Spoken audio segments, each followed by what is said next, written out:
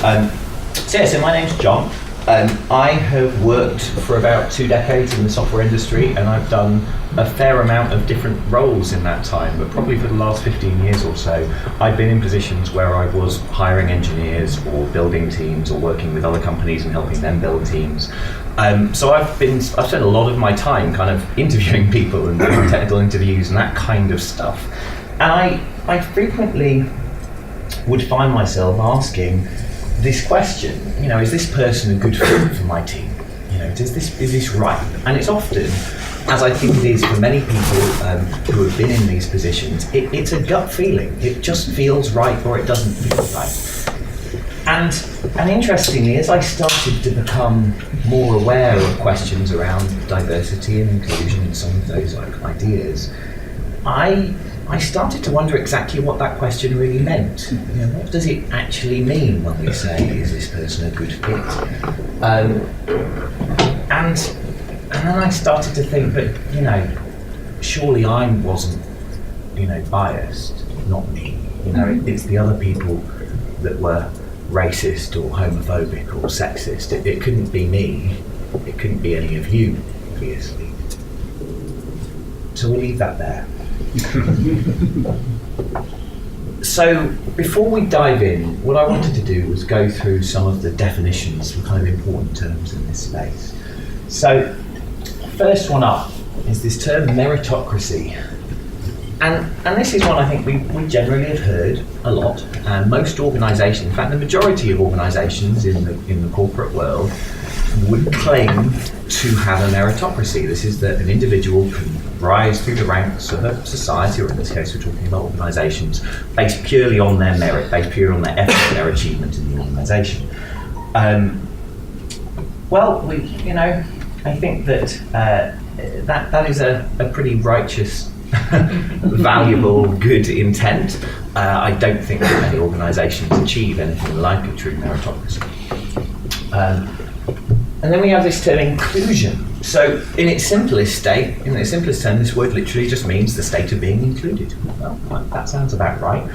But in reality, we know there's a lot more to say here, and we will dive into it. Inclusion is the practice of making sure and ensuring that people feel they belong, which is quite a broad idea, but a lot of people don't feel they belong within their teams and within their organisations. And really, inclusion is a universal human right. We all deserve to be included, regardless of our race, our gender, our disability, or any other attribute that could make us be perceived as, as other. And then we have the term diversity. Well, this is the easiest one to describe because this is actually the outcome. We talk a lot about this word diversity, but really diversity is the goal. It's where we want to get to. Diversity is the presence of difference. If you don't have inclusion, well, actually, you can't get diversity because it's the lack of inclusivity that stops diversity. So we got those little definitions out of the way, and now I want to go to another definition, another interesting word. Privileged. So raise your hand if you have privilege. So could anyone tell me why they think they have privilege? Yeah, go ahead. Yeah, I was born. You were born? That's a pretty good privilege. So there's a lot of people, a lot of nothings that weren't born. Yeah. That's a pretty stark differentiation there. Yeah. But I guess so. Does anyone else want to tell me why they feel they have privilege? I have a stable family. Yeah, stable family. That's pretty good. Yeah. Education. Yeah. So you had access to an education. Go ahead. I'm a white man.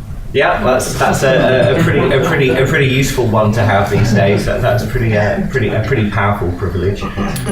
Did anyone not put their hand up out of interest? Deliberately? So why do you think you weren't privileged? I didn't got the question, sorry. Oh, sorry. No problem. That's fine. So does anyone think they don't have privilege out of interest? I'm not going to argue with you. I just feel like I have the same opportunities as most of the people. Okay. So I don't think about being privileged with respect, compared to the average. Sure. Could I ask out of interest,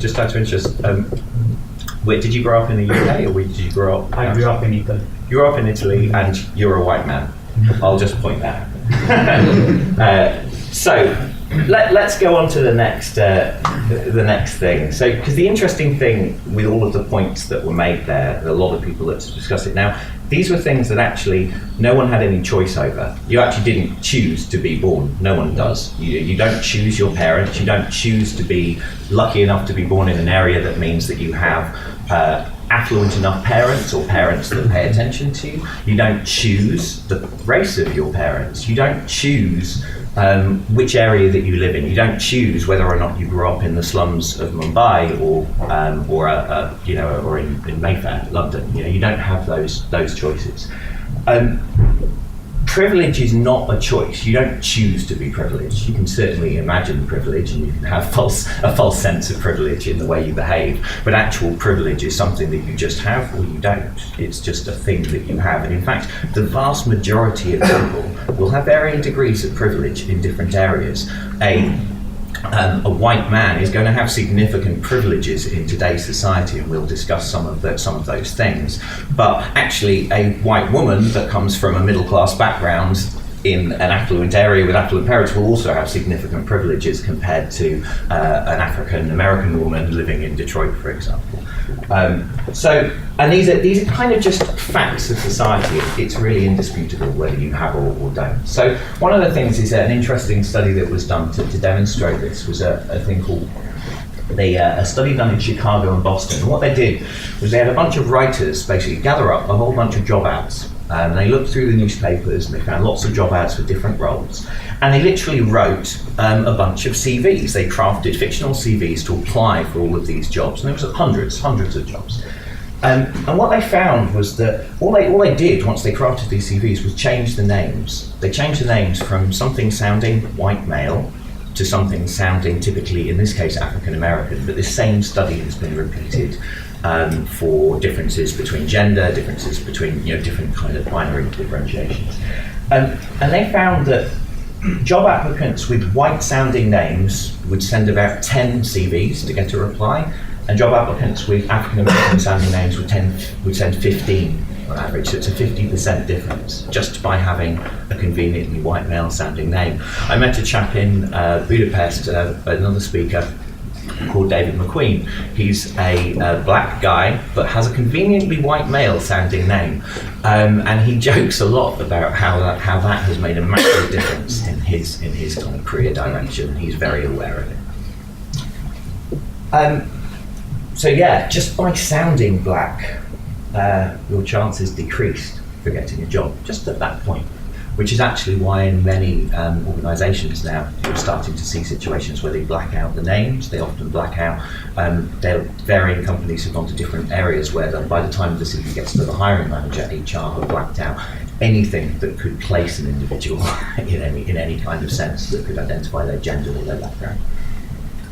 So why do we do this? We have these things, unconscious biases. So what does this look like? Well, a lot of the time, this is a bias that we'll go into again in a second, called affinity bias. And this means that we kind of like feeling that we know someone when we have something in common.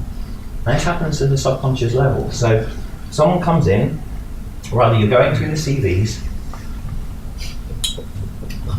and you see, oh look, this person went to the same uni as me. Oh, awesome. That's interesting. That's interesting as opposed to just the same as me. And you go, oh, he was in the same year. But what was he studying? Oh, he was in the psychology department. He was probably just in the building opposite mine. And at this point, you've not really looked at the 20 other CVs, but you're just fascinated by this person. Maybe you've already Facebooked them, looked them up. You've felt this thing. And then they arrive and they walk in, and in your head you go, oh, their skin's the same color as mine. Bing! 10 points. And then you go, oh, and then you introduce each other and you go, and you mention, oh, I saw you went to the same university. And then in that course, in the first 20 seconds of conversation, you've realised that this person went to the same uni, they grew up in the same town, your parents know each other, and you both have a cat called Mog. At which point they've already scored like 900 affinity points, and really the rest of the conversation is just a brief chat to go through their CV, so you can just find a decent argument to hire the person. And that's a problem. and interestingly, most of that thinking isn't a conscious process at all. It's completely subconscious. So let's go into some of these unconscious biases. So number one, we have a thing called conformity bias. And this is this person the right fit for the team feeling? This is what it really is. It's that, does this person feel like he fits? There's a puzzle here. Does it fit the rest of the team's puzzle?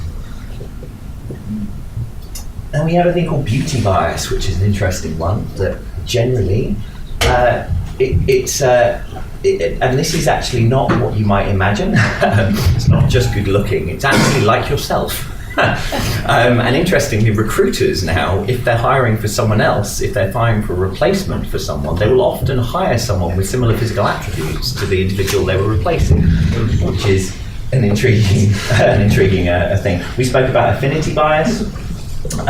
We also have an interesting thing now, this is really important, called the halo effect. So this is caused by the fact that once you've found something that's specifically really great about this individual, so they walk in and they are dressed amazingly and they went to the same uni as you and all those things, basically everything else they say is going to be affected by the halo created by that original good impression that you have. And then there's the other side, which is the horns effect, which is the slightly more nefarious option of these two, which is that if there's something that's really distracting or potentially negative about an individual, then that's going to negatively affect your implicit impression of them. So that could be, for example, you happen to be interviewing someone from India and they have a very strong accent, and you find that accent quite distracting. And maybe you don't give their perfectly good answers the same amount of credit as you might have done had they been speaking in the Queen's English, or rather the exact same accent as yourself, which is more useful. Then we have a thing called the contrast effect. This is more interesting when we're looking at big piles of CVs. So anyone that has had to sit down and filter through 50 CVs in a row knows that it can be slightly mind-numbing. And what you end up doing is not comparing the individual CVs to the job spec or the requirements of the role that you're doing, but you just compare it to the last one that you were looking at, which actually isn't that useful, because who cares if one candidate is on paper better than the other? It's about how well they match the role that you're actually trying to recruit for. And then we have a thing called attribution bias, and this is when this is an interesting bias. So when we do something badly ourselves, so let's say you're walking down the street and someone has left a builder's loads of brick lying on the pavement and you trip over it and go flying, all right? Your initial response is, who left that? What idiot left this bloody brick in the pavement? Oh, for goodness sakes, I nearly killed myself. And that's fine, you blame whoever left the brick in the pavement. If you're watching and someone else, you're sat in a cafe outside and you watch someone on the opposite side of the street and they walk along and they trip over the brick, what an idiot, he wasn't even looking where he was going, he's going to trip right, oh, there he goes. And we tend to attribute basically the blame. If something happens to us, then we attribute the blame for that event to an external source. If something happens to someone else, then it's their fault. The issue with that is when it comes to reviewing and discussing potential problems and issues with someone's background. If someone has a gap in their CV, if someone has issues, if someone's had challenges, if someone's had a criminal record, for example, it's all their fault as opposed to a conversation that you might have, and that immediately becomes that, you can see how these play together as well. And then we have confirmation bias as opposed to conformity bias. This is an interesting one when paired with these. A lot of us will. This is quite commonly cited. The issue with confirmation bias is that once we have once we've made a sort of decision, so once we've got a hypothesis, we think this candidate is a great match for the team based on paper, and we've made that decision based on their CV. This is actually why people say, the only reason you go for an interview is to convince them why you shouldn't be employed or whatever. They're looking for a reason not to hire you by the time they've called you in because they've already made the decision on paper. And the problem is that if they have made that decision and it's a positive one, then they are literally looking for reasons. And what happens with confirmation bias is that we are blind to the other evidence. We won't look for the other evidence that disproves our decision. If we've decided to hire or not to hire someone, very little will sway us in that direction. And the problem is that most of those decisions that we made, that hiring or firing or hiring or not hiring decision, is kind of affected by all of these biases in the first place. So we make our decision based on a bunch of unconscious biases that are wrong, and then it's then amplified by the confirmation bias that says that. There's also another one which is called choice affinity bias, which is interesting, which is where you make a decision like, I decide to buy a new phone. Okay. And afterwards, I realised that maybe my phone wasn't that good. Like, I start to see reviews of my phone telling me that huge amount of money I just spent on a phone was actually a terrible idea, and I will still feel really good about my decision, regardless of the fact that everyone else is telling me my phone was a bit shit. And that's because you feel really good about decisions just because you've made the decision, regardless of whether the decision was correct or not. So we will go into and discuss some of these confirmation biases and kind of how we tackle them a little later, but I want to look at why diversity is something that we should address in organisations. I know this is a challenge, but what is the business case for diversity? There's a lot of challenges. It seems like we're almost hardwired to not create diverse teams, so why go through the effort? So why diversity? So I think that we're in the 21st century now. I don't think we need to make an argument for the kind of the moral imperative to create a diverse and inclusive environment. So I think that's an argument that's there. It's absolutely a human right. It's true. No one should be arguing with those things. There clearly are people in the world that argue that, but that is not the argument that I want to try and take, because I don't like arguing with lunatics. So it gets tiresome. So in 2015, McKinsey published a report called Diversity Matters. In fact, they've done follow-up reports to this, and they regularly they do a lot of studies into kind of the effect on generally large publicly listed organisations and their kind of the effect that having a diverse or not having a diverse workforce has on their performance as organisations. So they created this report called Diversity Matters. This was in 2015. They spoke to and worked with hundreds of public listed companies across the UK, US, Canada, and Latin America. And what they found was that companies in the top quartile for ethnic, racial, or gender diversity were more likely to have financial returns above their national industry median. Okay, so people in the top quartile were more likely to perform better in their industry. Now, this is obviously a correlation, not a direct cause, but interestingly, the inverse is true, which is that companies in the fourth quartile for ethnic, racial, and gender diversity were also more likely to have financial returns below the national industry median. So let's look at why they think this is true. So they covered a number of areas. So the first one, and the most important one, is this thing they call the war for talent. So we have a talent shortage. We know this. Everyone is telling us that there simply aren't the skills available out there. There aren't the people. We're all trying to hire the people, especially in this wonderful field we call knowledge work that we all work in software. There just aren't enough smart people in the world, apparently.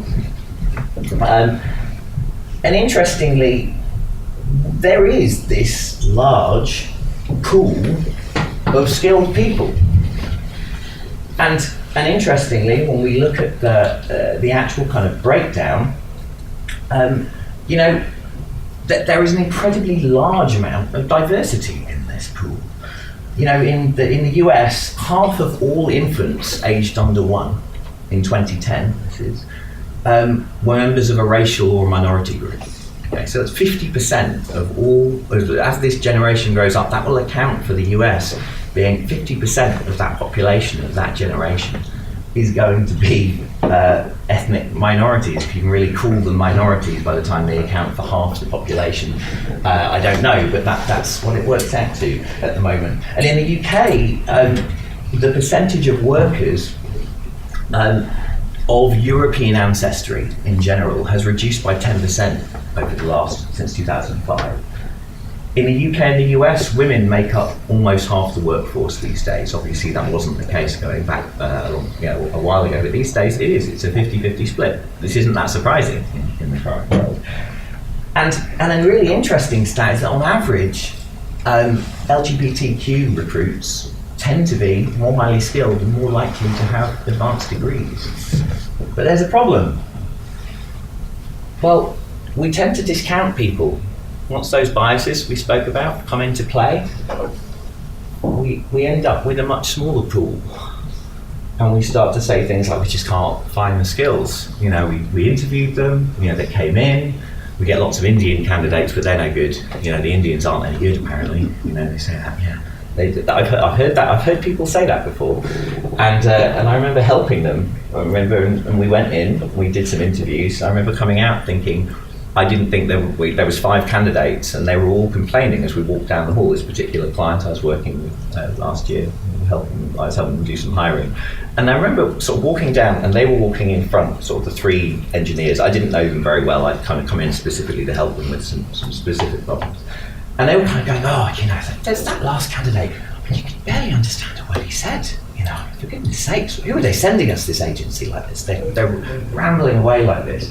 And I remember just thinking, as I walked down, I was thinking, none of the candidates we had seen that day were underskilled. None of them. Absolutely none of them. We interviewed 5 people that day, and not a single person didn't have the adequate skill set to do the job that they were hired for, which wasn't a highly senior job either. You know, it wasn't like they were trying to find someone with every skill set, bell and whistle going. So there are actually a lot of skilled people out there, but we tend to reject candidates because of our subconscious biases before they even get through. Thus, we end up with a much smaller pool than we would like to have. And frankly, companies that are doing this and versus companies that don't. The companies that don't do this and are conscious of their cognitive biases and take that into account in their hiring processes, quite simply, they are going to get the talent. It's just simple maths. If you're rejecting people that have the skills you need based on some other arbitrary reason, then they're going to go somewhere else. There are companies now that are taking this into account. The other interesting one is a thing called customer orientation. This is because frequently our product teams look nothing like our customer teams, or our customers, rather. So what does this mean? Well, there's an interesting problem. You often have situations where, you know, you will have a typically white male engineering team of 20-somethings in an organization, you know, making a site, as I was working on it was in Holland. It was actually like a dating site, but the population and membership of this particular dating site, mainly because of it had a specific target for the LGBTQ community, was about 90% female. You know, they'd only recently, I think, targeted the gay male community. It was the journey that it started on. But their dev team, there wasn't a single gay person on the dev team. There was no one in the product team, even though they'd been creating a product for 6 years that was specifically targeting those communities. And that obviously poses massive challenges when you're doing things like user experience and actually just having a basic understanding of your users. The other interesting things is when we think about that disconnection with those communities, is when we look at the direction the economy is going to be going in these areas. You know, in the UK right now, 80% of purchasing decisions are made by women, okay? By 2025, women are expected to own 60% of all personal wealth and control £400 million more per week in expenditures than men. Okay, so if you have a team that is absolutely not including women and not including any of those things, then you're really disconnected with a very large portion of the market. In the US, we've got a really interesting thing. African Americans are expected to control $1.1 trillion by the end of 2015. So this is obviously older data. And LGBT individuals controlled 790 billion in 2012. So again, these are big marketplaces that companies that are trying to enter, the companies are definitely trying to enter these marketplaces and trying to access them. But frankly, you don't have a clue unless you actually have people on your team that reflect that fact.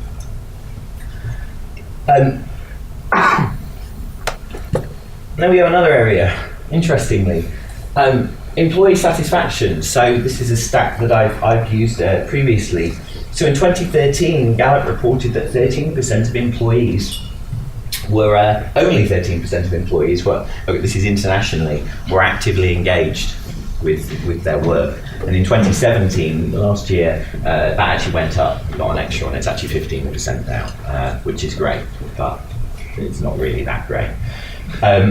So, interestingly, diversity actually increases employee satisfaction. So there's been a bunch of studies that show that when you actually have a diverse group of people in your organisation, mainly because of the fact that you will still have, so if you imagine in organisations, even if you have a very, very poor level of diversity, a highly homogenous organisation, you probably will still have some. But the problem is that those individuals are going to feel isolated and disconnected from the rest of the organisation. So one of the things that we found is that in 2017, they found that once you got over that 15% mark, so once there were about 15% of people like you in the organisation, then you generally felt there was a community that would support you, and you felt the organisation wasn't being exclusive and wasn't excluding you. Once you get below that, you tend to feel significantly disengaged with your work, and you just don't like the area, you don't feel supported. Now that's not true for everyone, obviously, but it is a major issue in many companies. There's also an interesting point that the level of engagement was, when they look at the kind of demographic of low engaged individuals, was significantly lower for the cohort born after 1980. So this is our whatever, Generation Y, millennials, and people like this. And interestingly, millennials specifically cite a more inclusive and diverse environment as a major point for them that is important to millennials for their engagement within a workplace. So obviously they're the people we're hiring now. The millennials are who we are hiring, and they are going to make up the majority of this environment, and as a result it supports employee engagement to help and work on creating supportive environments. So, another area, better decisions and innovation. Now we're going to look into this in more depth. When we have, it's been shown that when you have teams that include diversity, and that is especially potent in leadership teams as it happens, we make better decisions and the innovation is better, and then we innovate more effectively, we come up with more effective solutions to problems. So why does that happen? Well, we've got a team here, a more diverse team, and one that's slightly less diverse, and each have ideas, but the problem is they seem to have more similar ideas when they're approaching the problem from here, and then what might happen is that this person that maybe looked at the problem slightly differently then gets affected by other cognitive biases like groupthink, and in the end just goes with what everyone else wants because that's easiest. Whereas here, there isn't really a majority here. There is conflict, and there is conversation, and there is discussion, but in the end, they end up with a better solution. So, it's time to do an exercise. So to begin with, what I would like to do is to invite 4 people who are in the blue group. I get 4 blue people to come up. Yeah, got 1, 2, 3. It's always funnier when it's all male. Sorry, that's fine.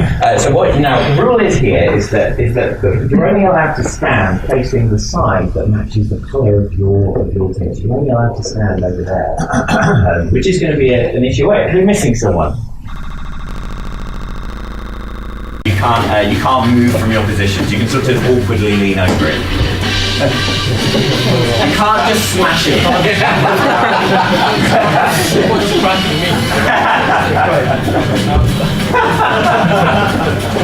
God. Yeah, these are.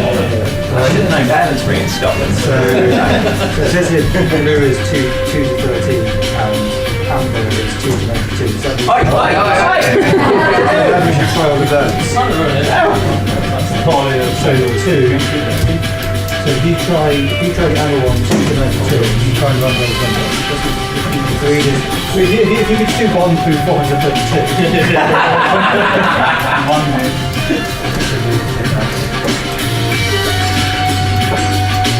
I like how, is this just like brute forcing it right now? Hang on,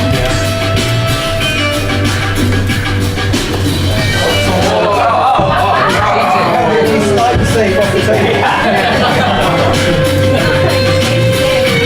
Yeah, it's not a very safe state.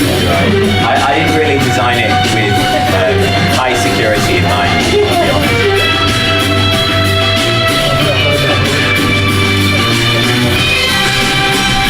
I've never seen someone actually genuinely hostile and try to bring forward. Oh, okay.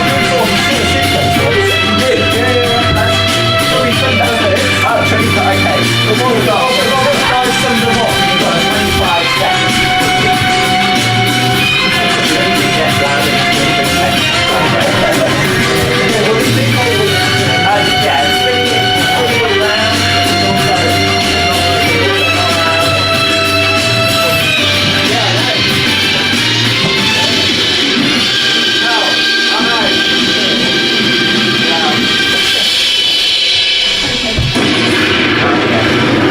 Not only did you fail to open the statement, you also blown up in a horrific violent explosion, which is unfortunate.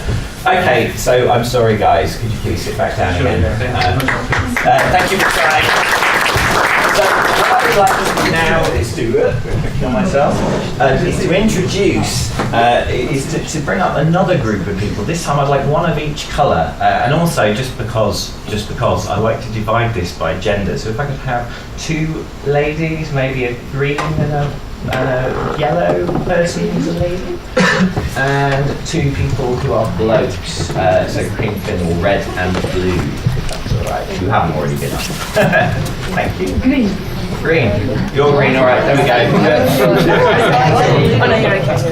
Red, and we need, you've got red, so we need a blue. So you need to stand in front of this one, you need to stand in front of the pink one, you need to stand in front of here, and we need a blue bloke. Blue bloke, there hasn't already been. Anyone? Are we really that short and blue? You haven't been, you haven't been.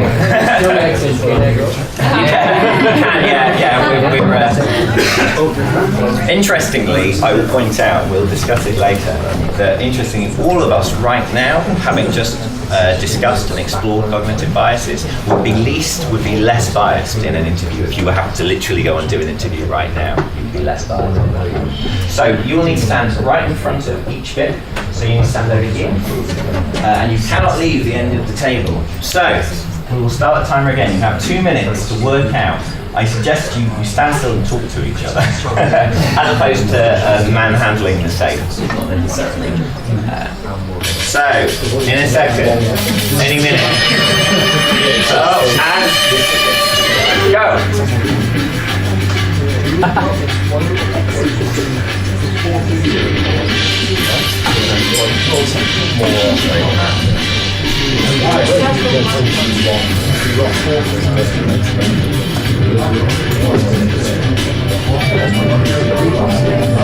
really good. I really didn't expect that to referee quite as much. I'm learning now in this iteration, it will be gapping on the table.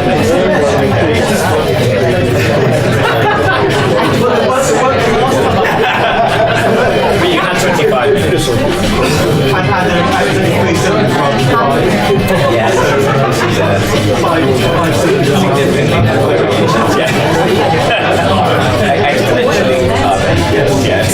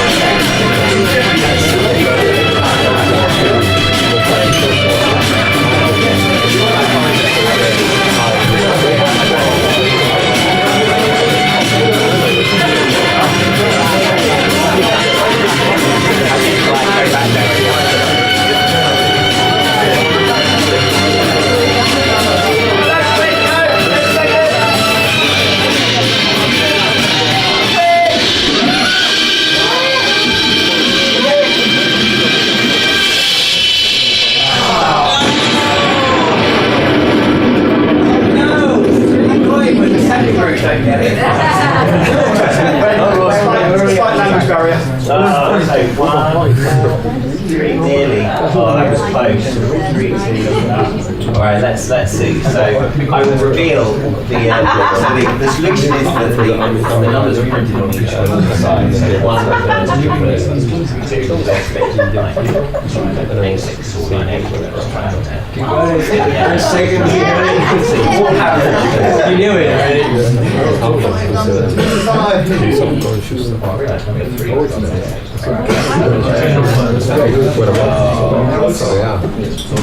Where did you get that? How close are you on this side? So 1 is 2, you've got 2, 7, 9, 2. It's on there in a I'm very sad. Yeah.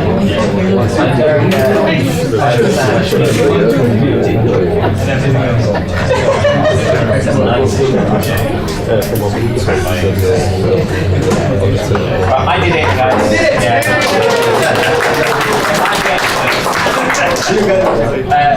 Can I chuck some chocolate at you anyway?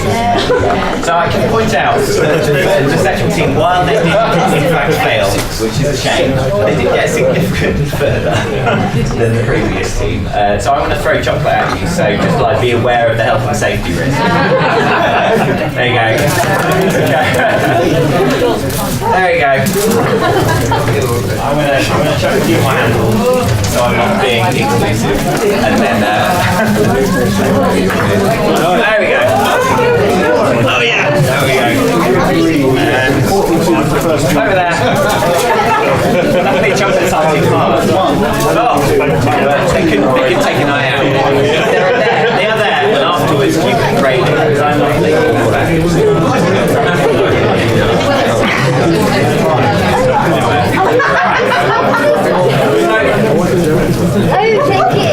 Yeah, so it is slightly disappointing when the second group fail, but it's a possibility because these things happen. As we know, when dealing with difficult problems, occasionally teams don't always work it out when given arbitrarily tough deadlines.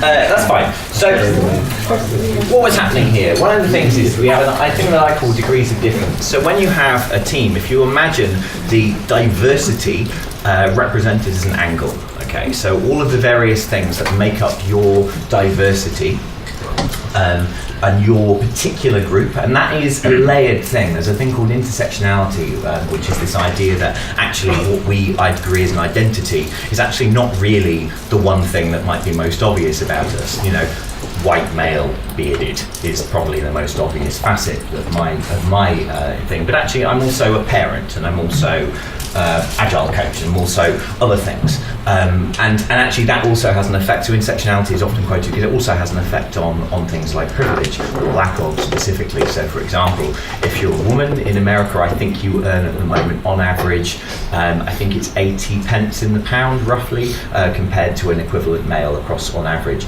If you're a black or an African American woman, for example, you actually earn, I think it's 68 pence or 68 cents in the dollar, rather. In comparison, so you can see how once you layer up these things, actually it's a very important dynamic. So if you imagine all of these different things and each of our identities represented here, then what you begin with when you have a team, if the middle here is the problem we're trying to solve, the thing we're trying to get to grips with, the thing we want to look at and imagine. If you imagine a problem being a tangible object that you could see or could only see some of, some of it's obscured from us, we have questions. Then if you were all forced, because of your backgrounds, to perceive that problem and to view it from the same perspective, from the same background, from the same idea, then that severely limits your abilities to problem solve and see it. If, on the other hand, you're able to view that problem from multiple angles, then you're in a much better place to address and to come up with different ideas. If you imagine the slide around decision making, you've got the team that come up with 4 or 5 different ideas, and you've got the team that come up with 2 and 1 majority. So one of the most common challenges that people often present is they say, that's all very well, it's great, I can get, they kind of get the idea that if you come up with a bunch of different ideas, then surely that's going to be that's a good way to come up with a more effective eventual solution. But everyone's going to basically be fighting. You've got 5 people all that have 5 completely different ideas, or largely, lots of different ideas in a group. How do you deal with that? Well, to me, that's kind of the art of good facilitation. A good facilitator, and I certainly, I don't know how many people here, and unfortunately it's less common than it should be, I think, in the Agile coaching and Scrum Master communities. But I went and studied facilitation with the ICA, and when you go and look at facilitation as a separate practice to what we're doing, the ICA, for example, they work at facilitation in Israel and Palestine and other places where there are clearly people with very strongly opposing views, far more so than which testing framework is the best solution for our project, although some teams, but enough. So you find that I think that what you end up with is being able to effectively facilitate and allowing everyone to have a voice, to get the opinion out, and then allowing those conversations to be had around the different ideas is really the art of that facilitator. Now, that facilitator doesn't have to be the Scrum Master, it doesn't have to be, I don't like those sorts of differentiations, but having that facilitation, which could well be someone within the team that's a talented facilitator, and also the team, depending on the team's maturity and how well and comfortable they are and how much psychological safety you have, which was the subject of my other talk, and those things are going to affect how well that collaboration works. But I really don't see conflict as a problem. Conflict is a positive thing. That difference of opinion is exactly what you need. In fact, there was a study done, I think it was a Harvard study done a number of years ago, looking at creativity and diversity, and they basically say in a diverse team, creative output from a diverse team is harder. It's a harder journey. It's harder to get there, but the outcomes are almost always better. So how do we tackle these unconscious biases that we mentioned before, we discussed before? Because the problem with them is that unconscious biases, they're completely natural. These are things that evolved, literally they evolved back in the caveman days. Most of these things are, we call it the kind of lizard brain activities.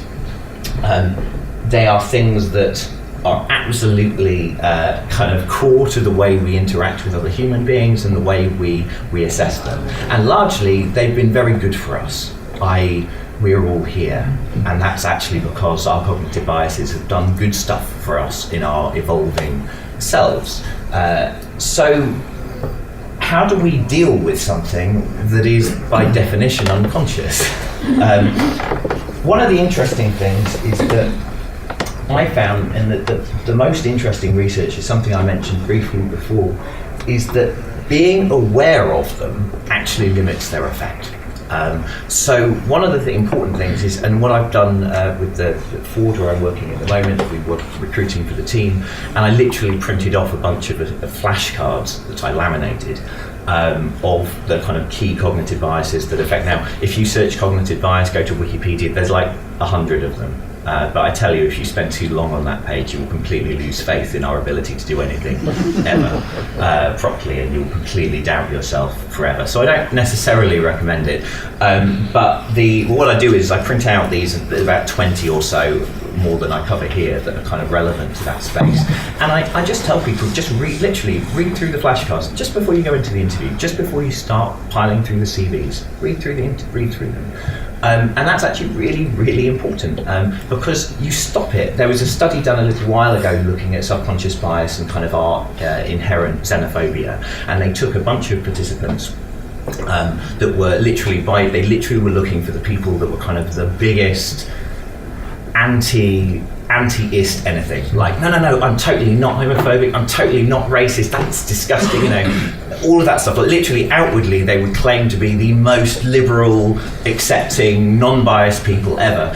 But what they did was, it was a really simple study, is they watched them sitting down on a bus, and these people were 60% still more likely to sit down next to someone the same skin colour as them than not. And that's not because they were consciously doing it. In fact, they didn't know at that point that the study was being done, as is the deceitful nature of social science studies. So the first thing is to increase your awareness of them. Do some reading. There's more information than I've covered here on these things, and just be aware of it, but actually refresh that just before you do these activities. Were you able to measure the success of using your flashcards? Not in our case, because it's just too small a sample. We were recruiting 3 engineers in one team. One of them was a lady, which was good, and she was Indian. I don't know if that was a bias, and I couldn't really, without a comparison, I don't know what the inherent, how biased the team were, or if they had made, or how aware they were of those things prior to me introducing them. So it's hard. There have been studies, though I don't have all of the references, but there have been studies specifically looking at just increasing your awareness before you do those activities. It's a lot of you see HR teams sticking posters up talking about biases on the doors, like before you go into the interview and things like that. That's actually is an effective way of doing it. It sounds really silly, but those things just bring it to the top of your mind, which is where it needs to be. The other interesting thing is the people that, interestingly, executives that demonstrated, or the people, again, like this study I mentioned just a second ago, executives that claimed to not have any biases. People that say, I don't have any biases.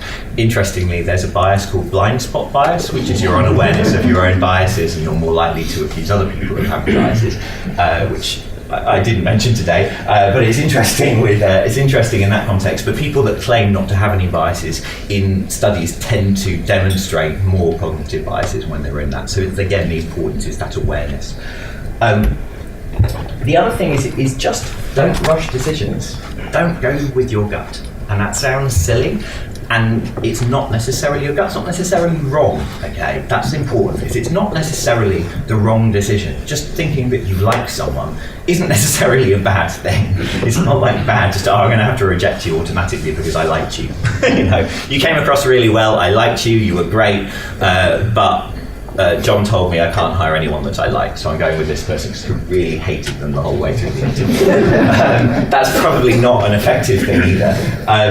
But it is important to justify your decisions. So really think about it. Don't go and come out of the interview, yeah, they're in, we've got them, they're great.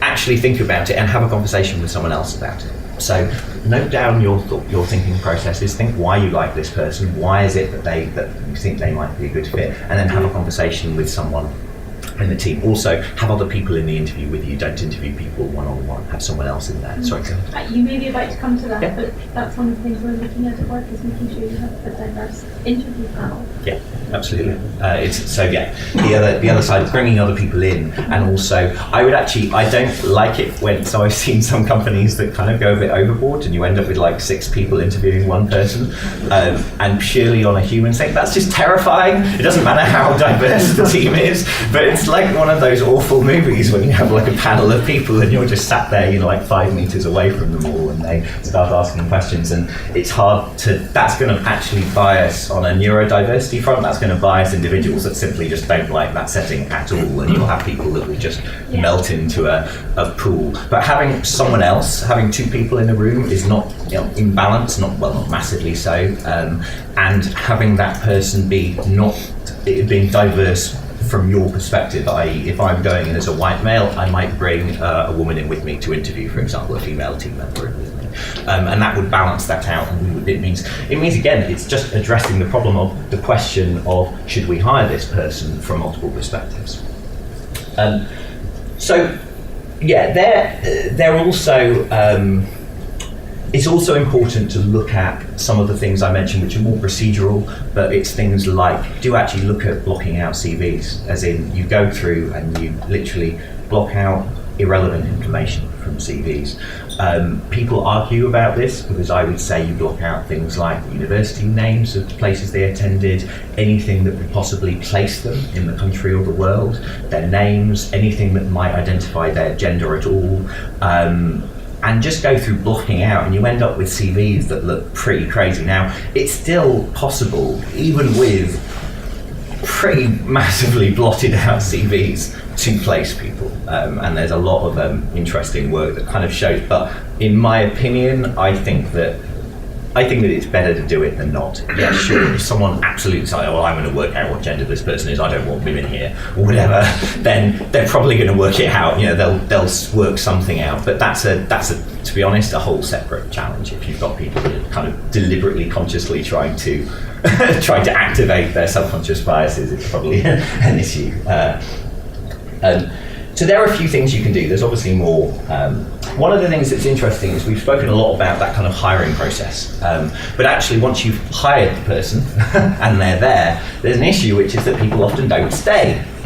So we mentioned before, if you're in an organisation that's very diverse, then people that are part of those minority groups feel included. You know, if they have a representation of their a group essentially they can identify to within the organisation, then they will feel more included and supported in that environment. But unfortunately, inclusion is an issue if they're the first woman. Now you have this problem, which is that, for example, you have a team of people, in fact, 37 Signals, they're now called something else, but they used to be 37 Signals. They looked around their company, their office, and they said, "Crap, we're all men," at one point. And they realised, yeah, look at us, we're all men. That's a big problem. Especially since more than 75% of their user base were women, because it was because of the biases and the other things. It's a project management tool that they were most known for, and there were significantly more women in project management than men. So this was an interesting problem. And then they have to then face this issue, which is that the first woman that they hire is going to be kind of by default an only woman. And they weren't a big company. It wasn't like they could suddenly say, well, the next 200 people we hire, well, they only had, like, I think, 50 employees. You know, they weren't hiring hundreds of people. They were hiring literally a handful of people a year. So that's a big problem. So there is this issue. So how can we build cultures? So while I was researching this session, I spent a day at ThoughtWorks' new office. So ThoughtWorks, for those of you that haven't heard of them, they've been around for a long time now, and they're a very well-known kind of consultancy in the organisational transformation software consultancy space. And they've done some good stuff. Now, interestingly, the international average for women in technical roles is only 17% in organisations. So most organisations have somewhere between 17 and 20% of women in their technical roles. As of 2017, ThoughtWorks have 38% women in their technical roles. Interestingly, and we're not going to dive into their pipelines too much, but they actually have 52% women in their hiring pipeline as well, which was a whole separate area of conversation. What I wanted to look at is this is something they're working on, but what are the things that they have done to create an inclusive environment specifically? Now their focus is specifically gender inclusivity. There is a massive problem. We have a huge problem in this country and internationally with generally people of African and African American descent, Caribbean descent in the tech industry. I mean, I'm looking around the room and almost completely unrepresented, I think. And it's almost non-existent. But they recognise that actually. It was one of the questions I had, but it's not an area they focused on. So one of the things that they've been doing, what are the policies they've had? So, for example, they always look to support flexible hours. They think that it's absolutely crazy that organisations are literally losing people because it doesn't really matter what gender, in fact, but people are asking, oh, I need to do 4 days a week because I've now got a child that I need to pick up. And they say, sorry, we can't possibly only have you 4 days a week.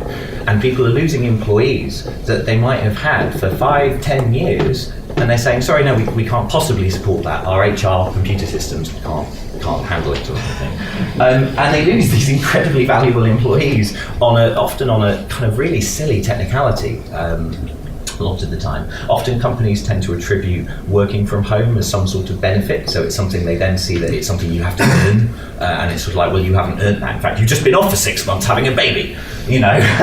So why would we possibly give you that benefit? And that's not really, I mean, it's a pretty crazy attitude when you look at it, to be honest, but that's an important part of what they're doing.